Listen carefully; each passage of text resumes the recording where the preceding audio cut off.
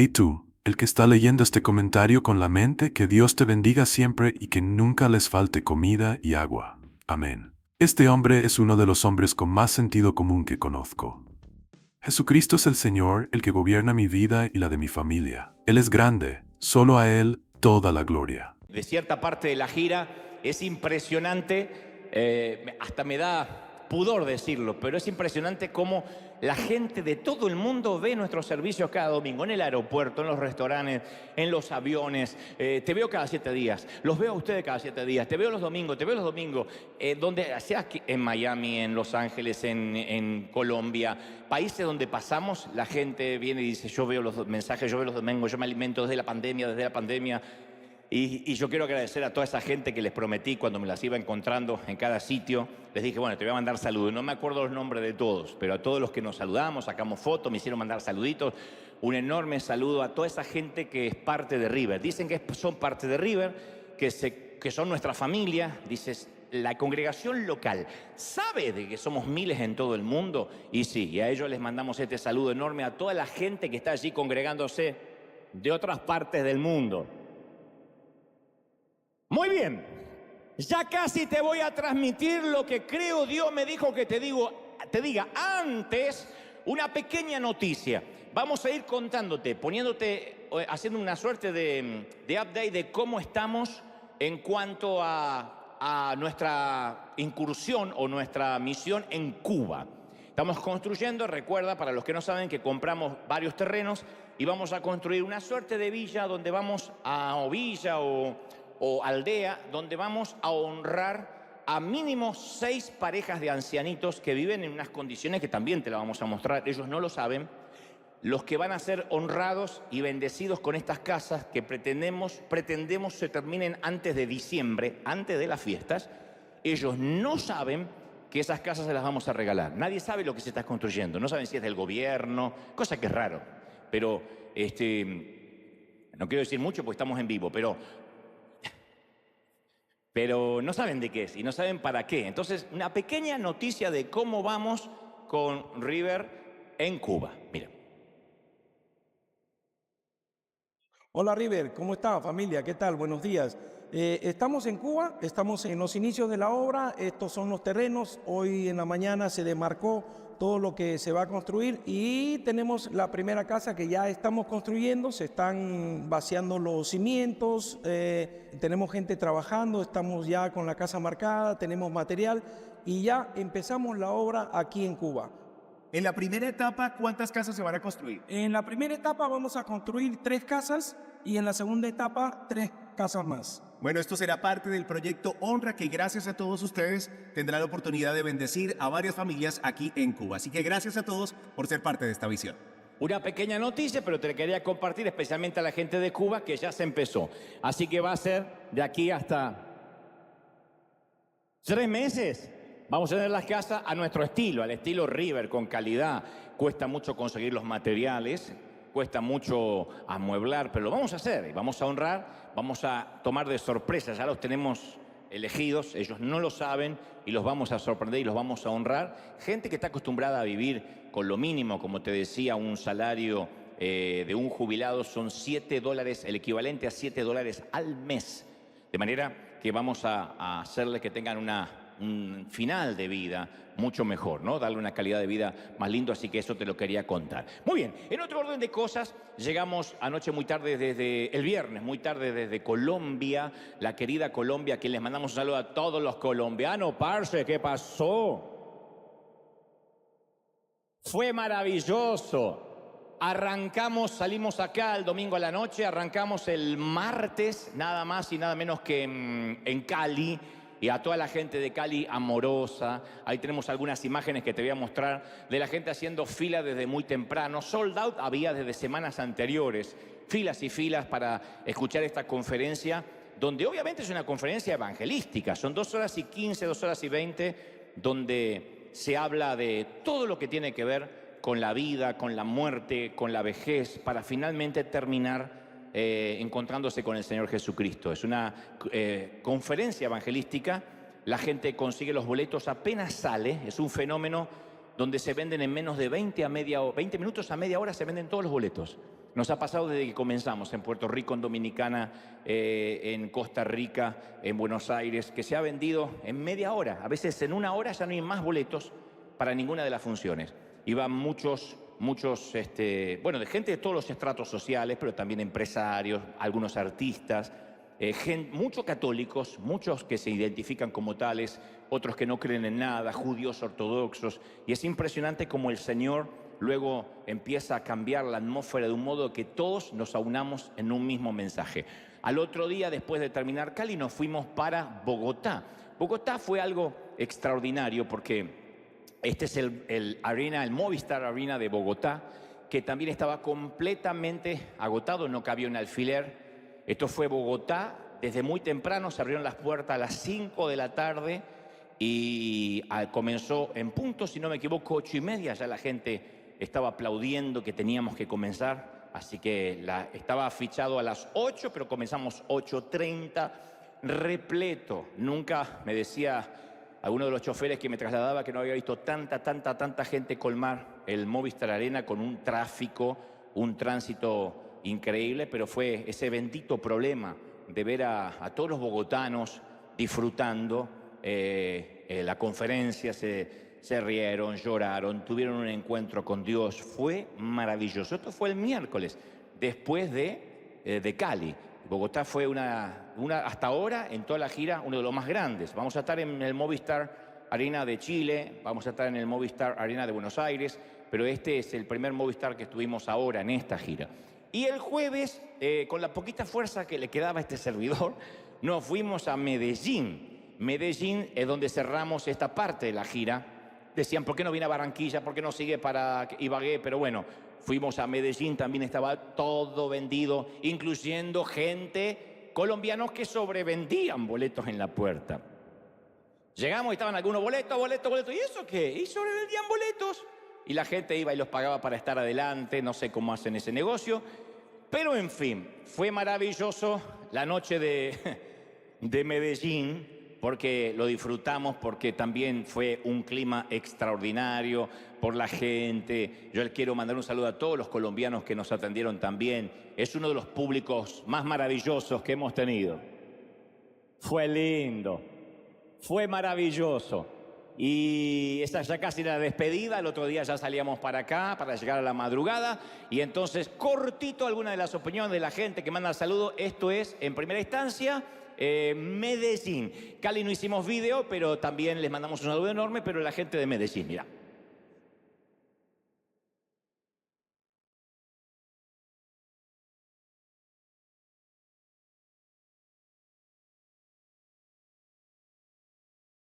Estamos muy felices de que puedas estar acá. Muchísimas gracias y bienvenido a Colombia y a Medellín. Nuestros corazones están llenos de felicidad de saber que tú estás acá y que te vamos a escuchar.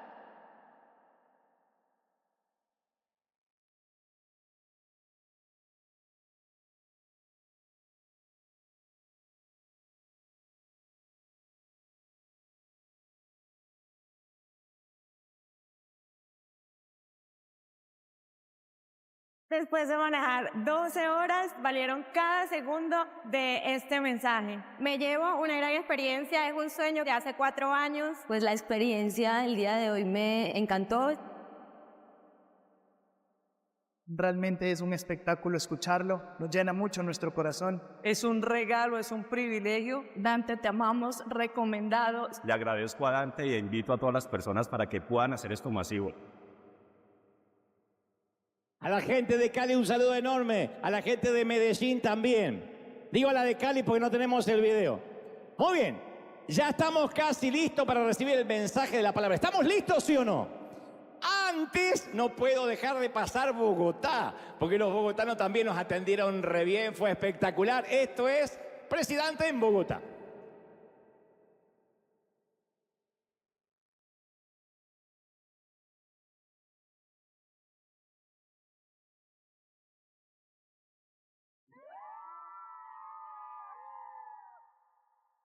Que escucharlo esta noche aquí en Bogotá va a ser muy emocionante. Estamos muy felices de recibir a Dante, queremos verlo, escucharlo. Quiero divertirme, quiero pasarla muy bien y saber qué trae preparado Dante. Poder recibir su mensaje y llenarnos de la presencia de Dios porque es un excelente orador. He esperado este momento desde hace muchísimo tiempo, estoy súper feliz, súper emocionada de saber lo que Dios tiene preparado para mí a través de la vida de Dante. Muy emocionado de estar esta noche en este gran evento con un coloso como lo es Dante Gebel. Estoy feliz de estar en el Presidente Tour. Domingo a domingo sigo a Dante Gebel y ha cambiado mi vida tras la pantalla. Hoy estoy acá muy emocionada de verlo en vivo. Buenas noches, Bogotá.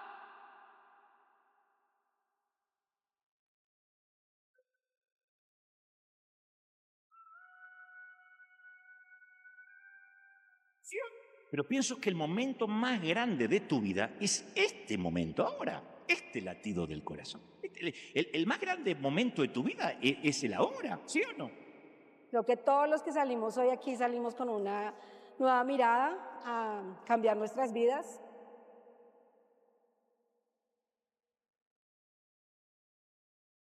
La experiencia fue fabulosa. Escuchar a Dante, siempre lo sigo. Hola, saludos aquí en Movistar Arena de Colombia, después de escuchar a Presidente a Dante Gebel, increíble. Primera vez que escucho completa una conferencia y yo quiero repetirla.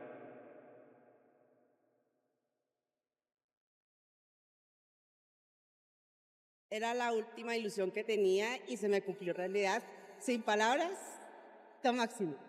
Creo que fue una experiencia auténtica, una experiencia que llega al corazón, de la cual podemos aprender a vivir la vida de una manera sana, con ilusión.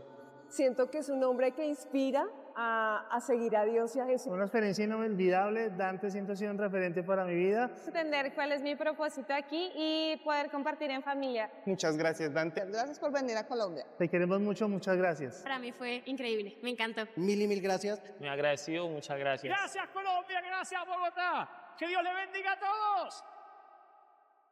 A todos los colombianos un saludo enorme. Fue maravilloso. Y es lindo ir a un país y que te reciban así, haya tanta expectativa y que uno pueda... La conferencia dura 2 horas 20, así que sería como 2 mensajes de acá los domingos pegados.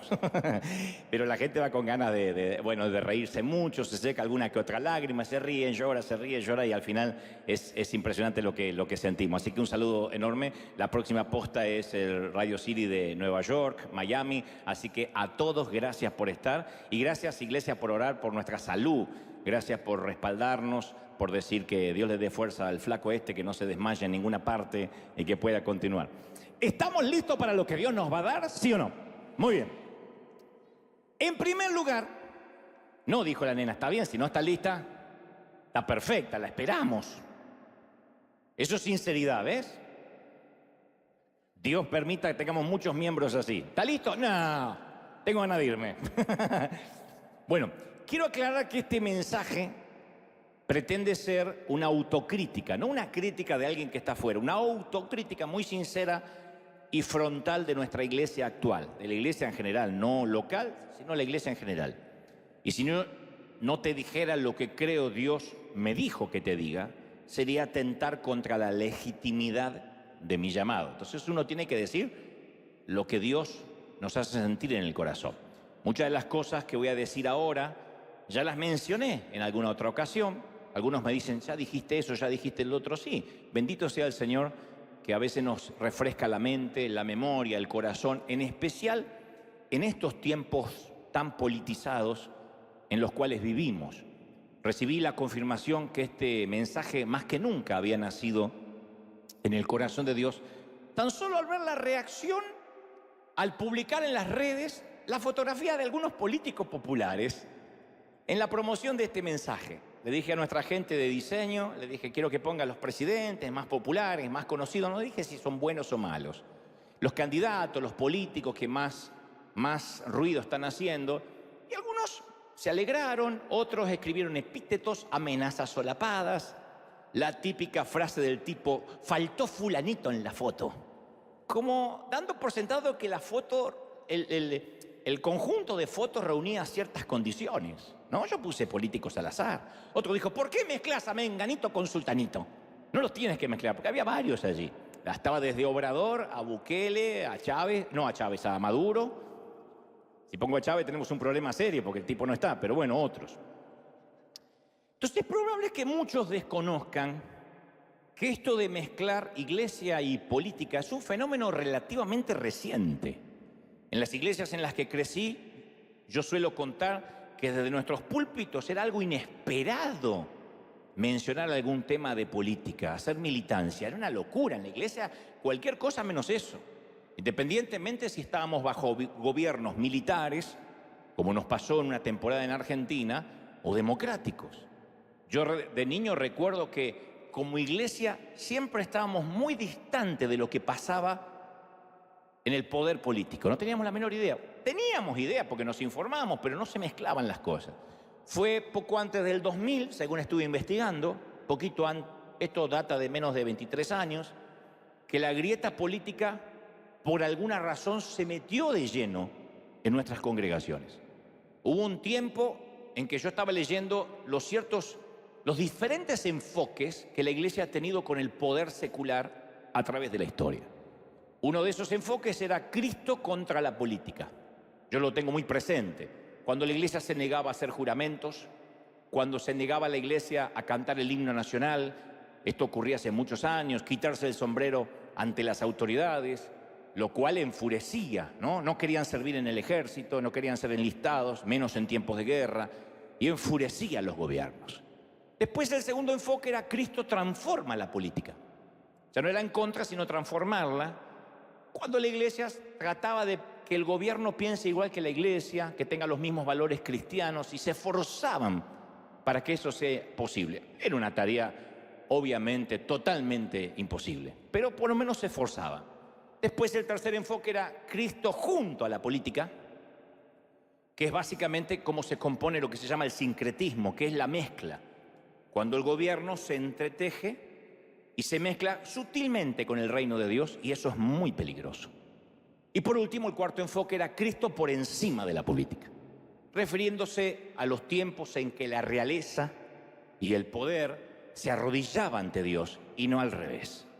Entonces la pregunta que hoy quisiera hacer y que creo que nos compete y ahora van a ver por qué, si existe una manera de relacionarnos los cristianos con la política, con lo que pasa en los sillones presidenciales, en este caso en la Casa Blanca, en especial en una democracia donde todos tenemos derecho a expresarnos. Pero ¿deberíamos poner nuestro enfoque, nuestras energías en el reino de Dios? ¿O deberíamos trabajar activamente para transformar nuestros gobiernos terrenales? Esa es la gran pregunta. ¿Servimos a Dios y nos olvidamos de los gobiernos o trabajamos para que a ver si los gobernantes cambian? Y si escogiéramos transformar los gobiernos, ¿podemos hacerlo de una manera que no nos polarice, que no asfixie nuestro mensaje de amor, nuestro mensaje de gracia? ¿Podemos hacerlo sin llenarnos de odio, sin hablar necesariamente de Trump o de Biden o de los republicanos, de los demócratas o del partido que sea en cada país? ¿Podemos defender nuestros valores sin insultar, sin denigrar a los que están en la vereda opuesta? Dicho esto, yo te quiero hacer algo de historia, refrescar un poco la memoria en lo que a mí respecta. Cuando este servidor era pequeño, no hace mucho, muy poquito, cada domingo nos predicaban que la batalla del Armagedón era inminente. Aprendí que los 10 miembros del mercado común europeo cumplían la profecía de la bestia con los 10 cuernos. Algunos decían, ¿quién es la bestia? ¿La suegra? No, es el mercado común europeo. Son 10 miembros, son 10 cuernos. Aprendí que nos iban a sellar la frente con la marca de la bestia e íbamos a quedar inscriptos en una computadora inmensa. Eso decían, apodada la bestia, que estaba situada en algún lugar de Bruselas, Bélgica. Antes que existieran las laptops, antes que existieran los celulares, decían, va a haber una computadora que ocupa una manzana entera. Y ahí van a estar inscriptos todos, antes que tuviéramos número de seguro social. Antes de que todo el mundo supiera nuestra ubicación por el celular. La guerra nuclear iba a estallar, Jesús iba a regresar mucho antes del 2000. Con el tiempo el mercado común, que ahora es la Unión Europea, amplió el número de miembros y dejó de tener 10 cuernos. La Unión Soviética se debilitó. Los probables anticristos fueron cambiando. Yo crecí atemorizado y a la vez muy esperanzado de que de un momento a otro Cristo nos iba a arrebatar. Y me acuerdo que durante la guerra del Golfo, a Saddam Hussein se lo vio como el anticristo. Decíamos, ese es el anticristo que va a desencadenar el apocalipsis. Después lo terminaron ahorcando al tipo, desapareció el anticristo. Luego el candidato del diablo fue cambiando. Eso se predicaba en mi congregación. Bin Laden, a Jeff Bezos, de Juan Pablo II a Bill Gates, que iba a digitar el destino del planeta desde Silicon Valley, de Barack Obama a Ted Turner, de la CNN. Y por esa lista negra pasaron Hitler, Mussolini, Franco, Lenin, Castro, Pinochet, Chávez y hasta Mikhail Gorbachev. Y los cristianos pasamos por un ciclo de temor, de desencanto, porque el fin del mundo nunca llegaba y ese nuevo reino tampoco. Y exactamente lo mismo vivían los judíos del primer siglo. Ellos esperaban un Mesías para liberarlos del terror de Roma. Era el gobierno invasor. Y aparece Jesús y proclama la frase tan esperada. Jesús dice, el reino de Dios se ha acercado a ustedes. Que era como decir, la nueva república ha llegado, el nuevo imperio. Entonces cada vez que Jesús utilizaba la palabra reino, los judíos se alborotaban de alegría. La nación iba a ser conquistada, porque creían que Jesús era una suerte de Che Guevara. Entonces, cerca de Jesús se mantenían unos guerrilleros, que eran los celotes, listos para pelear contra Roma, pero para su frustración, la señal para empezar esa revuelta nunca llegó. Y con el paso del tiempo, la conducta de Jesús fue desengañando a todos los que buscaban un líder según el molde tradicional. Pero Jesús hablaba de una clase diferente de reino. Y estos tipos deseaban un reino visible, algo que se pudiera ver, alguien que derroque a César. Ellos querían comida en la mesa, planes sociales del Estado, abundancia de empleos, cero inflación, buenos créditos, buenos sindicatos reguladores. Y Jesús anunció un reino que significaba negarse a sí mismo, tomar la cruz e incluso amar a los captores, amar a los enemigos. Los tipos tenían un ataque de caspa, no lo podían creer. Y las expectativas de la muchedumbre se fueron desmoronando. Entonces la palabra reino significaba una cosa para Jesús y otra totalmente diferente para la multitud. Jesús fue rechazado, entre otras cosas, porque no satisfizo la imagen nacional de cómo debería ser un Mesías. Jesús resultó un pésimo candidato presidencial para los judíos. No era lo que esperaba. Que es lo mismo que pasa cuando algunos creen que el evangelio es una póliza para ser prósperos, para ser exitosos. Aquellos que dicen, voy a empezar a la iglesia para que me vaya bien en mi negocio. Dios dice que nos va a bendecir, pero no es una condición sine qua non como quien entra al casino y le aparecen las 3 frutillitas a la vez o las 3 cerecitas y ganó en la máquina tragamonedas. Por eso es que algunos ministros, algunos amigos, colegas en la pandemia, se quedaron sin mensaje y perdieron credibilidad, porque el mensaje de empoderamiento produce militancia, el mensaje de vas a tener poder, vas a ser bendecido, vas a ser próspero, produce militancia, siempre y cuando no aparezca una cruz en la historia.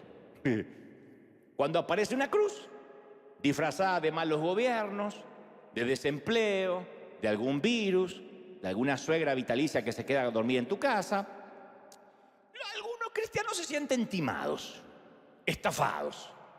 Se sienten que deben abandonar la fe y la abandonan a centímetros de la cruz. Hay un montón de gente que apenas empiezan los problemas dice, no, entonces ¿para qué ir a la iglesia? Pensaban que venir a la iglesia era venir a Disneyland. Y cuando aparece la primera cruz, el primer problema, la primera tormenta, como hablábamos el domingo pasado, abandonan la fe a centímetros de la cruz. ¿Por qué?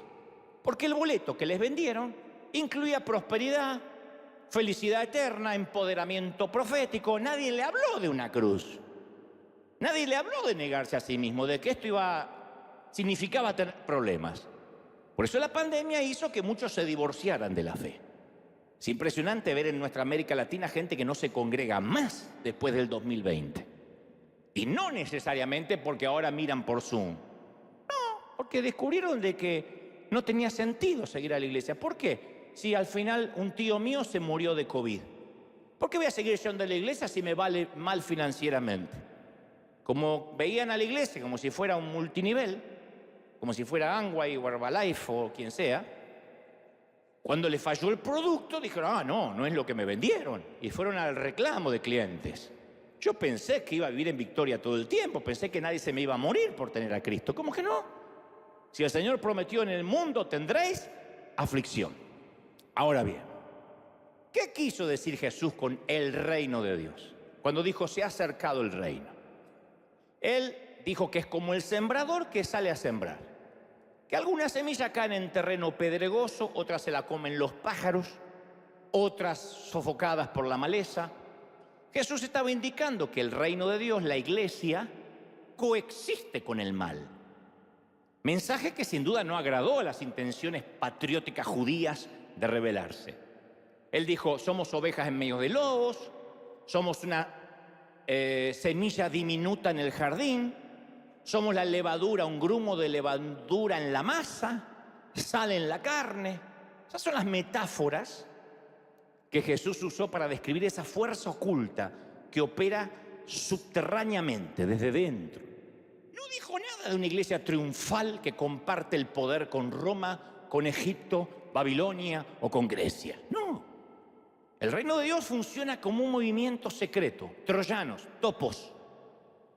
Un movimiento minoritario. Avanza lentamente, subterráneamente, como una fuerza que opera por fuera del reino gobernado por Satanás. ¿Hasta ahí me siguen, sí o no? Me miran con la carita diciendo, ¿cómo es? ¿Me siguen? O sea, es un reino de personajes harapientos, de prisioneros, poetas, sacerdotes que comunicaban la fe escribiendo papiros a mano, a veces desde las prisiones. Pero a veces nosotros, en la actualidad, especialmente los que vivimos en este país, tendemos a imaginar la clase de reino que los judíos esperaban. Un gobierno visible, poderoso, que nos vaya siempre bien. Y por eso tenemos que recordar la actitud del Señor ante el gobierno de la época. Cómo el Señor se comportó con el gobierno.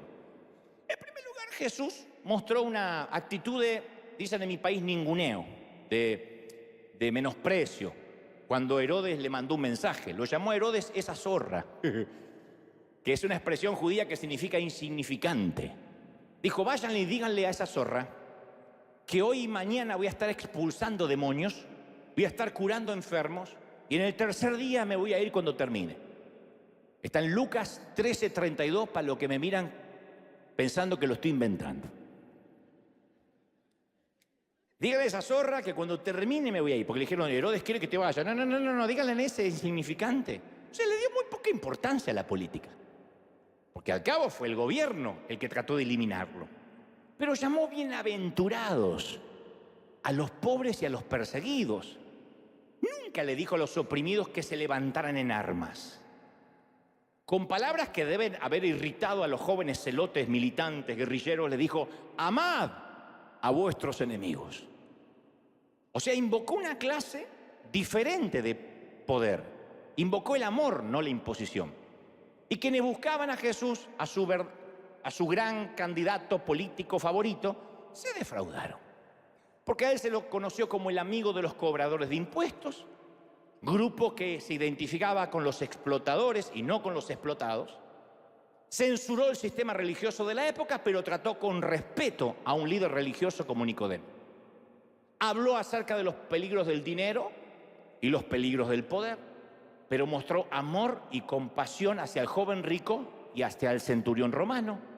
En resumen, Jesús honró la dignidad de la gente, estuviera o no estuviera de acuerdo con ellas. No vino a fundar un reino hegemónico totalitario, no vino a fundar un reino comunista. Todos eran bienvenidos a unirse en su reino, incluso una mestiza de 5 maridos, un ladrón que moría en la cruz. O sea, para Jesús la persona era más importante que cualquier categoría, etiqueta o afiliación política. ¿Amamos ese Jesús, sí o no? lo amamos, ¿no? Opresores y oprimidos, el mismo mensaje. Pero para nosotros, incluso hoy, es más fácil polarizarnos de un lado de la grieta y satanizar al que no piensa igual. Entonces los movimientos políticos, por su propia naturaleza, se distinguen porque segregan, separan, juzgan. Y de Jesús aprendemos que sea cual sea el movimiento en el que militemos o lo que pensemos, si excluimos el amor, estamos traicionando el reino de los cielos. No podemos nunca dejar de amar. Hay gente difícil de amar y cómo no. Miren para el costadito, miren así de tanto en tanto. Pero a veces queremos evangelizar al mundo por la fuerza. Pretendemos que la gente hable un lenguaje que la gente común ya no habla. La gente común no habla el lenguaje de los evangélicos, no habla. No dice, Padre Señor, que la paz del Cordero Inmaculado te redima de la concupiscencia de la carne y te libre de la indisolubilidad de la Trinidad. No habla de eso. Pero nosotros queremos que la gente hable como nosotros, que miren nuestros canales religiosos, que son aburridísimos. Se suicida uno en masa después de 2 horas. Queremos que la gente venga acá y le repita algo al que está a su lado y que consuma nuestra música. Pero el odio visceral o el despotismo eclipsa cualquier, como digo siempre, cualquier falda larga, cualquier sana doctrina, corbata o mantilla en la cabeza. El odio siempre tapa lo que podamos mostrar de afuera. Y cuando uno quiere obligar por la fuerza a que los demás sean como nosotros, perdemos el respeto y la influencia que Dios quiere que tengamos. Dejamos de ser la sal que sale a la sociedad. ¿Me siguen hasta ahí, sí o no? Nunca voy a olvidar cuando entrevisté en CNN a una actriz, ese año y medio que me tocó trabajar ahí, a una actriz que milita a favor del aborto. Y antes de conectarnos al Zoom, porque las entrevistas en pleno pandemia, esa era la única modalidad, me dice, Dante, yo entiendo que los cristianos y yo pensemos diferente, porque ella es pro aborto, ¿no? Dice, jamás imaginé, esto nunca me lo imaginaba, que los evangélicos me escribirían tantos mensajes de odio visceral. Dice, me han insultado, me han amenazado y me han condenado al infierno. Yo quise defenderme y defender a los evangélicos, pero me acordé que a mí también me condenaron muchas veces. Y le digo, sí, no todos son así. No todos, porque de 199 me insultan, me dice. Entonces, cuando yo le pregunto a un inconverso, ¿qué es un cristiano evangélico para ti? La respuesta que me da es algo, y bueno, los que se oponen a los homosexuales y al aborto. Y esa respuesta me preocupa porque el evangelio de Jesús nunca fue una plataforma política de moral. Nos olvidamos que nuestra tarea es mostrarle al mundo una clase diferente de reino fundado en el amor, el perdón y la gracia de Dios. Eso es, el perdón, la gracia y el amor de Dios, ¿sí o no? Entonces, vamos a dejar claro esto porque ya de otras partes del mundo me quieren apedrear, pero no llegan las piedras acá. Aprobar leyes que hagan respetar la moral es noble, yo no digo que no, pero no va a resolver el problema de la humanidad. Nuestra misión es dar a conocer el amor de Dios. Jesús no dijo, en esto conocerán que sois mis discípulos, si aprobáis buenas leyes en el Senado, si elimináis la inmoralidad, si lograr meter un par de diputados en la listita electoral en las próximas elecciones. No, dijo, en esto conocerán que estuvieron conmigo, que son mis discípulos, si tuvierais amor unos con los otros. Vuelve a mirar así un poquito a los costados, porque decir, mira todo lo que... Acá ya para empezar, hay que empezar a amar. Pilato le pregunta a Jesús, ¿tú eres el rey de los judíos? Y él dice, no, mi reino no es de este mundo. Si mi reino fuera de este mundo, mis servidores pelearían para que yo no fuera entregado a los judíos. Pero mi reino no es de acá. En otra ocasión los fariseos le preguntan, Señor, ¿cuándo va a llegar tu reino, el reino de Dios? Y él dijo, el reino de Dios no viene con advertencia. Ni dirán, helo aquí, helo allá. El reino de Dios ya está entre vosotros. Entonces resulta claro que el reino de Dios se gobierna por un conjunto de reglas diferentes a la de cualquier reino terrenal. El reino de Dios no tiene ciudad capital, el reino de Dios no tiene congreso, no tiene Cámara de Diputados, no tiene juventud militante. Sus seguidores, ¿dónde vivimos? En medio de nuestros enemigos. No estamos separados por un muro, por una valla. Quienes seguimos a Jesús tenemos ciudadanía doble. Vivimos en un reino externo de nacionalidad y simultáneamente pertenecemos al reino de Dios. ¿Tenemos ciudadanía doble, sí o no? Por ahí no tiene la de acá, pero tiene la de los cielos. Uno dice, tengo una sola yo. Bueno, que sea la de los cielos si es una sola, ¿no? Ahora, quiero que me sigas, porque a esto voy. Hoy esto nos va a bendecir muchísimo. Los políticos hacen listas de amigos y enemigos para que cuando lleguen al poder recompensar a los amigos y castigar a los enemigos. Siempre. Nosotros tenemos la orden de amar incluso a los que nos caen gordos. La política traza límites entre las personas. El amor de Jesús atraviesa esas líneas y dispensa gracia. Por supuesto, no significa que los cristianos no podamos involucrarnos en política. Yo bendigo, conocí a muchos. Ahora me fue a ver la señora alcalde a Medellín. A veces me encuentro con gobernadores. Me fue a buscar hace poco el presidente, me invitó el presidente de Guatemala, el saliente, a quien le mando un saludo que no pude ir porque estaba preparándome y alistándome. Yo tengo relaciones con los políticos y no digo está mal, pero significa que cuando uno se mete a militar en algo o a defender algo, no debe permitir que las reglas del poder desplacen el mandato de amar. ¿Me siguen, sí o no?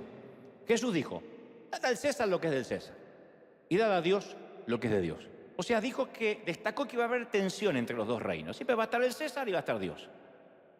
Para los primeros cristianos, la lealtad al reino de Dios significó un choque mortal con el reino visible de César. Porque ese choque fue decidirse o servir a Dios o servir al César. Y esto ha pasado mucho en la actualidad.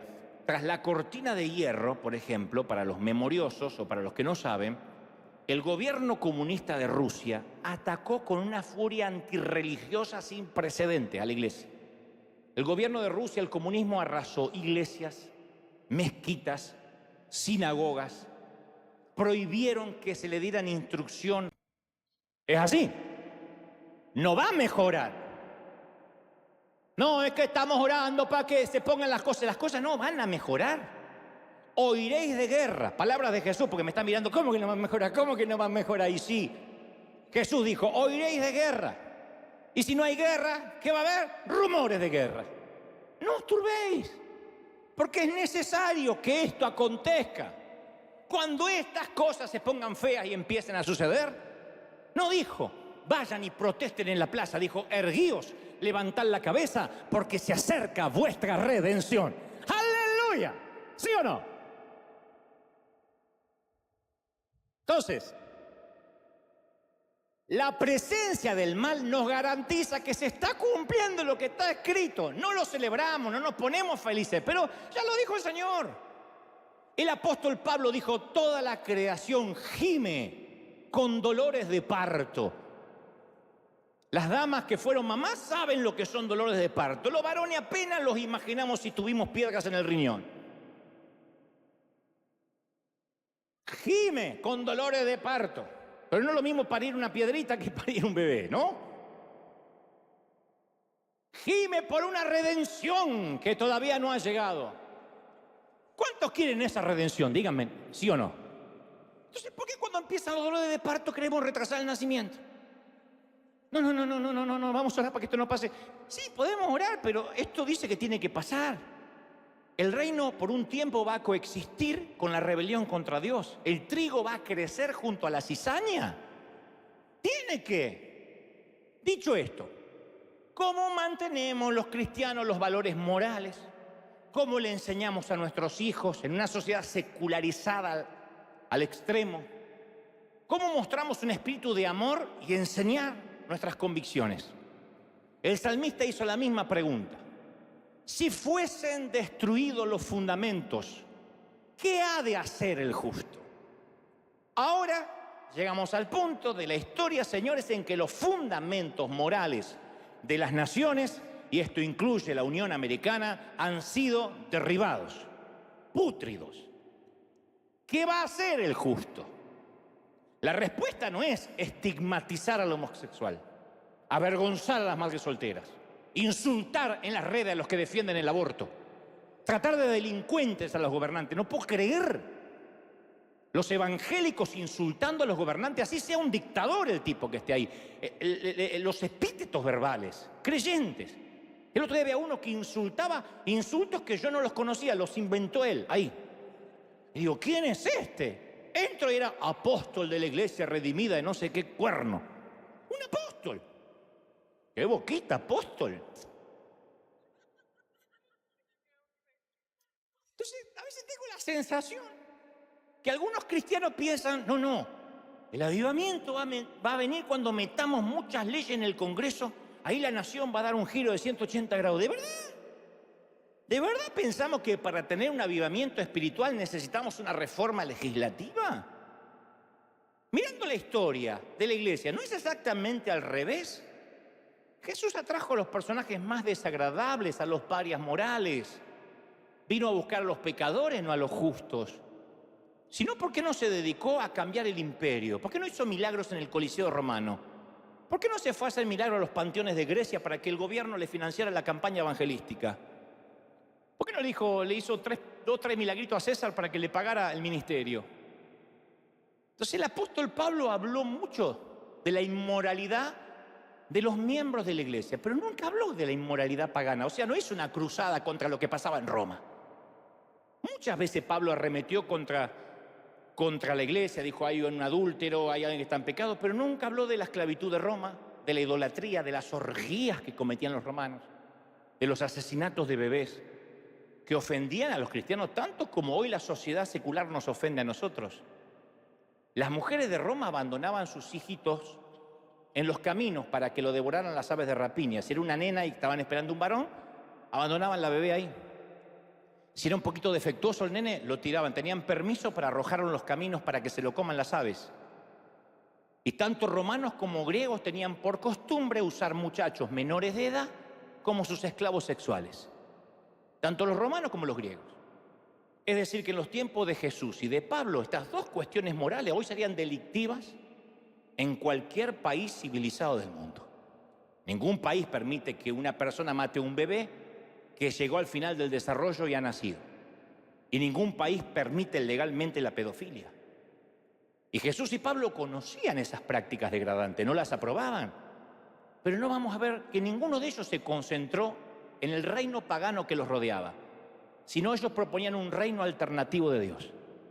Y hoy los cristianos somos conocidos por todo aquello a lo que nos oponemos y nada por lo que proponemos. O sea que somos un espejo que muestra lo mal que está la sociedad. ¡Ay, qué mal! ¡Ay, cada vez hay más diversidad de género! ¡Ay, en el colegio cada vez están peor! ¡Ay, mirá lo que ponen en las películas! Hasta Disney se corrompió. Y estamos así, denunciando, quejándonos, en lugar de mostrar un camino diferente. Entonces, ¿no nos estaremos concentrando más en el reino de este mundo en lugar del reino que no es de este mundo? Entonces, el Nuevo Testamento presenta al gobierno como necesario, incluso puesto por Dios, pero nunca como protector o amigo de la fe. Y para complicar las cosas, la Biblia no nos da un consejo a los ciudadanos democráticos, porque eran tiempos de los reyes. Pedro y Pablo exhortan que nos sometamos a las autoridades y honremos al rey, pero en la democracia los ciudadanos somos el rey, los que votamos. No tenemos presidentes que vienen de sangre azul y van apareciendo. Entonces es muy difícil ignorar el gobierno cuando por derecho constitucional nosotros formamos ese gobierno. Todos los que votamos y pagamos impuestos hacemos política, todos. Política deriva de la palabra polis. Política deriva de la palabra griega polis, como metrópolis. Todo aquello que involucre a humanos que viven juntos con un objetivo es político. Y como pueblo de Dios estamos construyendo un reino alternativo, una nueva polis, un reino de Dios. ¿Cuántos quieren pertenecer a ese reino? Dígame amén, por favor. Porque algunos dicen, yo no sé a qué reino pertenecer. ¿De verdad lo quiere decir o no? El problema es, ¿por qué cuando pensamos, ¿por qué no proclamamos una mayoría moral y moldeamos la política a nuestra semejanza y metemos un montón de cristianos en el Senado? En primer lugar, nosotros estamos para dispensar gracia. Y lo que pensemos, la militancia, por muy buena intencionada que esté, si nosotros no amamos, no entendimos el Evangelio de Jesús. ¿Amar es difícil? Sí, amar es difícil. Pero si no amamos, estamos atascados en la ley y no en el Evangelio de la gracia. Jesús nos dio una señal distintiva. Él dijo, no se conocerán por la corrección política ni por la superioridad moral, sino por el amor. Primera de Corintios 13. Si no tengo amor, ningún milagro de fe, ninguna agudeza teológica, ni ardiente sacrificio personal sirve para algo. Si no tengo amor, ¿qué somos? Nada. Entonces, cuando la iglesia se extendió por todo el imperio romano, la gente solía decir, Cristo es el Señor. Así se identificaban los discípulos. Cristo es el Señor. Y César se puso loco porque había una ley que tenían que decir, César es el Señor. Entonces ahí mismo les exigían a las autoridades que dijeran, César es el Señor. Justino, que era mártir que después fue ajusticiado por los romanos, dijo, solo a Dios rendiremos adoración. Reconoceremos los reyes, estaremos sujetos, orando para que tengan un prudente juicio. Pero a medida que pasaban los siglos había gente con buen juicio y había otros locos dictadores que no tenían ningún juicio, como ahora. Y cuando surgía el conflicto, los valientes apelaban a una autoridad más alta que el Estado. Nuestra autoridad es más alta, gente. Servimos a un Dios más poderoso que cualquiera que se siente en el Salón Oval, que cualquiera que se siente en el Vaticano. Y esto va para El Salvador, para Colombia, para Argentina, para todos. Los misioneros que llevaron el Evangelio a otras culturas tuvieron que enfrentarse a los estados, porque había conflicto de intereses.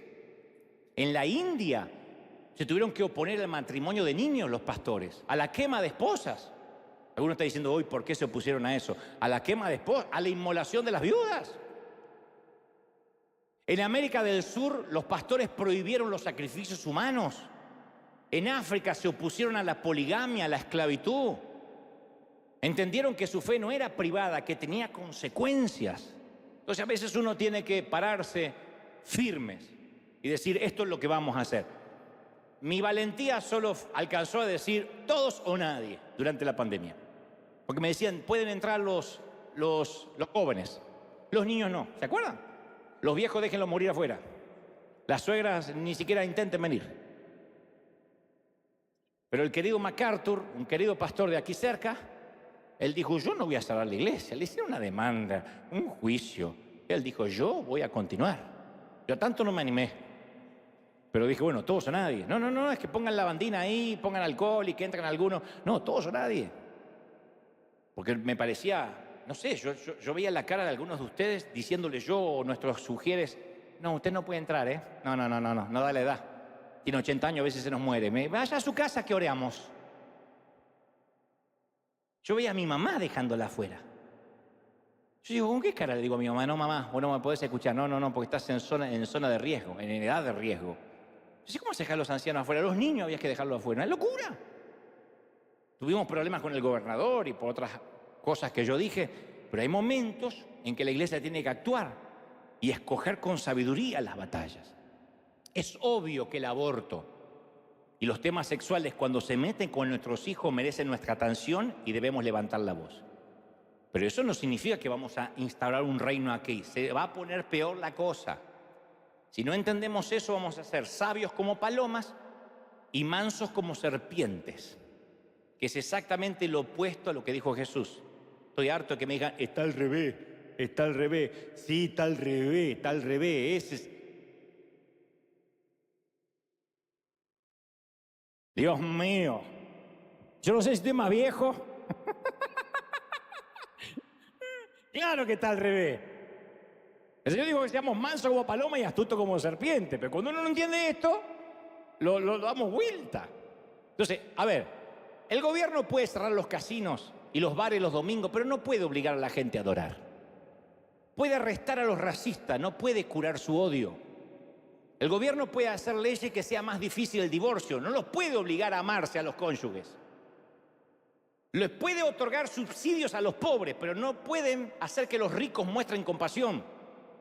Puede prohibir el adulterio el gobierno, pero no la lujuria. Puede condenar el robo, pero no la codicia.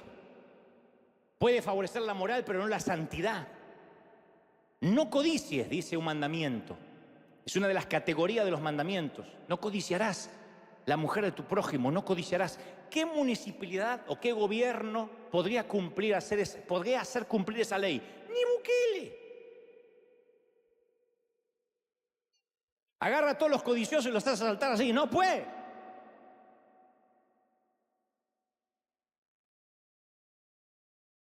A menos que estén tatuados. Si no, no puede. El orgullo es un pecado, incluso la raíz del pecado. ¿Podemos hacer que el orgullo sea ilegal? Jesús resumió la ley en un solo mandamiento. Ama al Señor tu Dios con todo tu corazón, con todo tu ser, con toda tu fuerza y con toda tu mente. ¿Qué autoridad humana podría gestionar el cumplimiento de algo así? Entonces, aunque tenemos la obligación de obedecer los mandatos de Dios, no caigamos en el error de tener que convertir esos mandatos en leyes. 2 de los 10 mandamientos pasaron al ámbito legal. No mates y no robes. 2 fueron llevados al sistema legal. No hay sociedad pluralista alguna que pueda codificar dentro de su sistema de leyes a los otros 8, a pesar de que son importantes. De hecho, los cristianos reclamamos los 10 mandamientos, nunca las bienaventuranzas de Jesús. Los 10 mandamientos son más fáciles que las bienaventuranzas. Y a veces decimos, tiene que levantarse un presidente que ponga los 10 mandamientos, pero está defendiendo a Moisés, no a Jesús. Jesús fue más estricto, dijo, basta de ojo por ojo, hay que dar la otra mejilla. Si codicias a una mujer, ya la miraste, ya pecaste con ella en su corazón. Mejor que te arranquen el ojo antes de con los 2 ojos irte al infierno. Mirá la cantidad de tuertos que habría. Saluda a su hermano, Dios le bendiga, Dios le bendiga.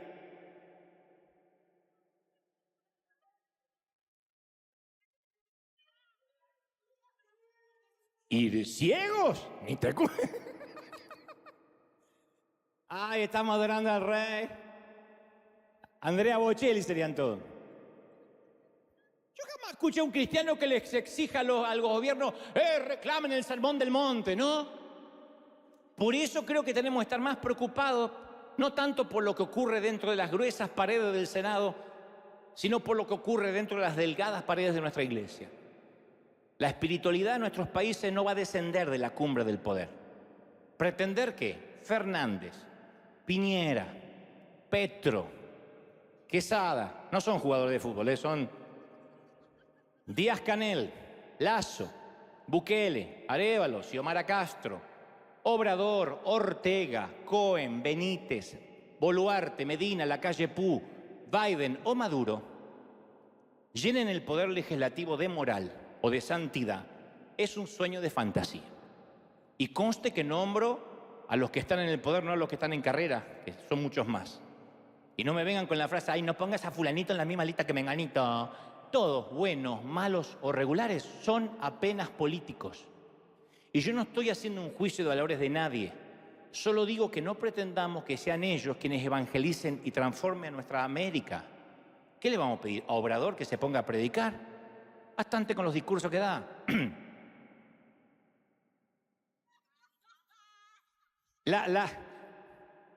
Cada mañana el tipo te da... Y ya está. ¿Qué? Las iglesias son ovejas entre lobos. Un tesoro escondido en el campo, la semilla más pequeña de la huerta, el trigo que crece en la cizaña, una pizca de levadura en la masa del pan. Entonces, ¿amamos a los políticos? Sí, amamos a todo el mundo. ¿Vamos a orar por ellos? Sí, vamos a orar por ellos. ¿Quién suba en Argentina? Yo voy a orar por el que suba en la Argentina.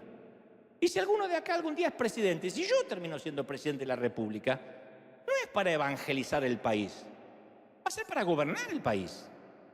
Es lo que hizo José en Egipto, distribuir los graneros. Entonces a veces tenemos ese complejo mesiánico de que alguien se va a parar en el balcón de la casa presidencial a decir, arrodíllense todos. La Biblia no dice que eso en algún momento vaya a pasar. Y si empieza a pasar, es que algo sucedió y estamos ya en la temporada del anticristo y deberías preocuparte porque no te fuiste. Pero no va a pasar.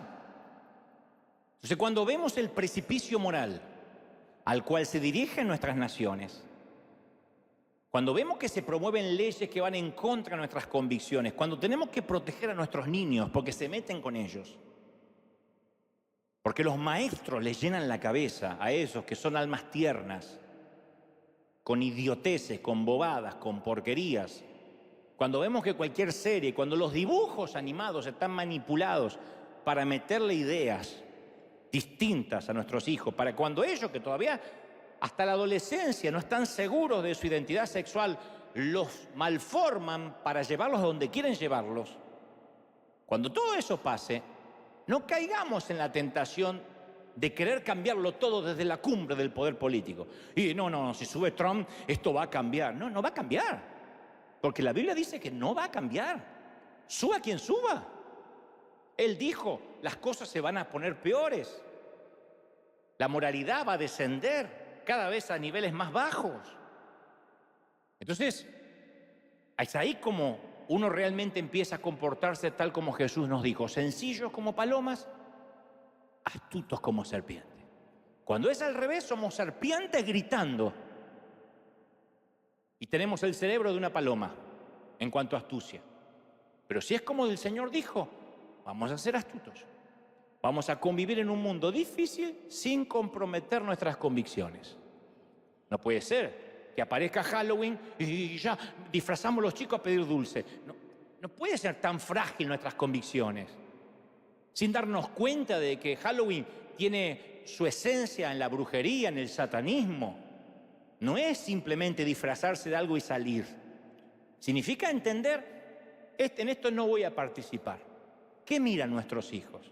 Eso no es ser legalista. Poner filtros en nuestros canales de streaming. ¿Qué consumen? ¿Tu hijo es menor de edad? ¿Tu hijo es menor de edad? ¿Vive bajo tu techo? ¿No paga la renta? Bueno, va a consumir lo que el sacerdote de la casa dice que va a consumir. No va a tener libre internet y va a estar con su celular hasta las 3 de la madrugada mirando cualquier porquería. Porque somos libres, porque no sé cómo decir, porque es un hombre de 13. Entonces, nosotros somos los que ponemos las convicciones. No nos contaminamos y vivimos en un mundo difícil, bajo fuego. No podemos pensar, ay, si el gobierno nos da un plan social y me envía un chequecito cada mes, ay, ese candidato lo puso Dios. Y si se meten con nuestro candidato, escribimos mensajes de odio y quienes no comparten nuestra militancia, te vas a ir al infierno, no toques a mi candidato, porque te manda el chequecito. Pero el candidato mañana aumenta los impuestos, se da vuelta, quita la ayuda social, lo puso Satanás. Es muy difícil comunicar el mensaje de gracia desde los pasillos del poder. La escalera del poder siempre va hacia arriba, los tipos siempre quieren subir. La escalera de la gracia va para abajo. Y la iglesia se está politizando cada día más en lugar de predicar gracia y misericordia. Insistimos con la moralidad. Insistimos con la moralidad. No hay que predicar moralidad, hay que predicar gracia. La moralidad es un resultado intrínseco de la gracia. Entonces, nos guste o no, gobierne quien gobierne, Dios nos llama a amar a la mujer que sale de una clínica de abortos. Y Dios nos llama a amar incluso a su médico. No aprobar, amar. No la podemos odiar. No podemos odiar a nadie. Si no podemos amar todo tipo de gente, no entendimos el Evangelio de Jesús. Si el gobierno no ayuda a los pobres, la iglesia tiene que ofrecer alimentos y ayuda. Si el gobierno oprime, la iglesia debe levantar a los oprimidos. Si el gobierno exige venganza, la iglesia debe dispensar gracia. Si el gobierno se divide en grietas, la iglesia debe manifestar unidad. Estamos más divididos que los políticos. Si el gobierno destruye a sus enemigos, la iglesia los debe amar. Esa es la visión del Nuevo Testamento. Una colonia del cielo en un imperio hostil. Moody, el gran predicador, decía, de cada 100 hombres, uno lee la Biblia. Los otros 99 leen al cristiano. Para terminar, en 1982, en el punto más álgido de la Guerra Fría, Billy Graham visitó Rusia y se reunió con los líderes del gobierno. Y los cristianos conservadores, para no decir los fariseos de siempre, lo criticaron durísimo a Graham, porque trató a los rusos con cortesía, amor y respeto. Dio su postura, ¿no? Pero dijeron, tenía que haber sido más profético, tuvo que haberlos exhortado y condenado al infierno. Sí habló en contra del abuso de los derechos humanos, habló de la libertad religiosa, pero con respeto, con amor. Y uno de sus críticos le escribió en el periódico una mañana, Doctor Graham, qué vergüenza usted hizo que la iglesia retrocediera 50 años. Y Graham escribió al día siguiente, es cierto, me siento profundamente avergonzado. La idea es esforzarme mucho más y lograr que retroceda 2000 años y se parezca a la iglesia que Jesús tenía en mente. Tiene que retroceder más. ¿Adherimos esas palabras, sí o no? Recibimos un poder más alto que Roma. Una sola frase, en esto conocerán que sois mis discípulos, que os améis los unos a nosotros, que nos vean a River como dispensadores de gracia y no dispensadores de culpa. El acto más subversivo que puede realizar la iglesia hoy, el movimiento político más fuerte que podamos hacer, es obedecer el mandamiento de amarnos unos a otros. No hay nada más subversivo que eso. Amémonos de tal manera que el mundo caiga a los pies de Cristo al ver la gracia y el perdón en un mundo que solo vive pidiendo justicia. Amémonos, salgamos, ayudemos, sembremos. Esto es iglesia, este es nuestro Dios. Un grumo de levadura. Alguien tiene que decir amén. Celebra al Rey de Reyes. ¡Aleluya! Vamos a dar un aplauso grande al Señor y dile, Señor, ese es nuestro reino, ese es nuestro reino, ese es nuestro reino, ese es nuestro Señor. Alguien tiene que celebrar más que eso. Bendito sea Dios. ¡Aleluya! Y sé que me meteré en problemas con este mensaje, lo sé. Y no me importa, porque me regalé la autenticidad hace unos años. Pasé por mucho como para tratar de agradar a unos pocos cobardes que quieren alinearse siempre con el poder. No voy a jactarme de eso, pero vaya caramba, que llevo en la poca vida que tengo el rechazo de ir a sacarme fotos con 3 presidentes, dictadores, que querían la foto. Y yo entendí que más importante es a quien yo sirvo que quien estaba en el poder y me mandaba las camionetas blindadas a la puerta del hotel y decían, el presidente no acepta un no. Y yo le decía, no, ahora no. Y me decían, pero nadie le dice no al presidente. Y como estos tipos son unos dictadores, como estos tipos que me han invitado, no importa quién, pero estos tipos que me han invitado pretendían con una foto hacer política, yo entendí que servía un reino más importante, un reino subterráneo. Un reino que convoca a multitudes y la gente no sabe cómo. Un reino que llega a miles. No es alineándonos con el poder, sino con el poder real de Dios. Mayor es el que está con nosotros. Mis queridos, los mejores días están por venir para la iglesia. ¿Lo crees, sí o no? El mundo se va a poner peor. Todo esto está profetizado. Todo esto. Alguien, si puede, consiga en una librería un viejo libro de allá, finales de los 70, de David Wilkerson, llamado La Visión. Él tuvo una visión y dijo, algún día, se verán senos por la televisión. Y nuestros hijos verán desnudos por la televisión en pantallas propias. Era una locura, una locura. Algún día veremos parejas del mismo sexo caminar tomados de la mano, besándose en la calle, y nadie podrá ni siquiera ofenderse.